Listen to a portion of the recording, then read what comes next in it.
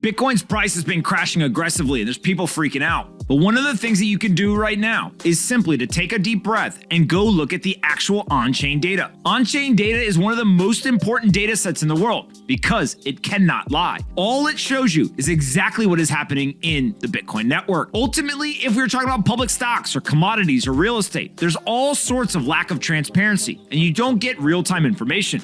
But on-chain metrics can tell us a lot about the current environment. And so if we take a look here, we can see that PlanB had a great tweet where he actually showed that Bitcoin's price, it dropped all the way to $25,400. That almost touched the realized price of about $24,000. Now, realized price is one of these really interesting on-chain metrics. It basically takes all of the Bitcoin in existence and it says, what was the price of that Bitcoin the last time that it traded hands? It adds up all those prices and it reaches the Bitcoin realized capitalization. That metric specifically is a way to think about what the cost basis of all Bitcoin holders on-chain is. And so with Bitcoin at $25,000, it means that Bitcoin's current price is sitting about break even to the cost basis of all Bitcoin holders. Now, obviously, Bitcoin could go lower than that cost basis, but if history serves as any sort of example, usually anywhere near that bottoming of the realized capitalization, meeting the current price of Bitcoin,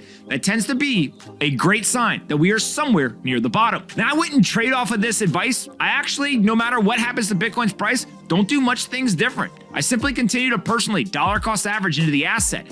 And so I want to only use this information just to be informed. I want to understand what's happening in the market. I want to constantly check my thesis. But some people will continue to simply look at Twitter sentiment or look at non-factual information. They'll go on the internet and they'll search around and they'll read headlines. They'll get scared. They'll get nervous. They'll have all sorts of uncertainty. And that'll create mass chaos. But if you continue to simply look at the data and understand what's happening, you can see that hash rate is still strong. That realized cap and the current market price are meeting, and there continues to be an enormous amount of interest, both in the number of users that are using the Bitcoin network every day, in the number of nodes in the Lightning Network, and also in the transaction volume. Sure, there's some volatility in some of these metrics, but the underlying fundamentals still look very strong.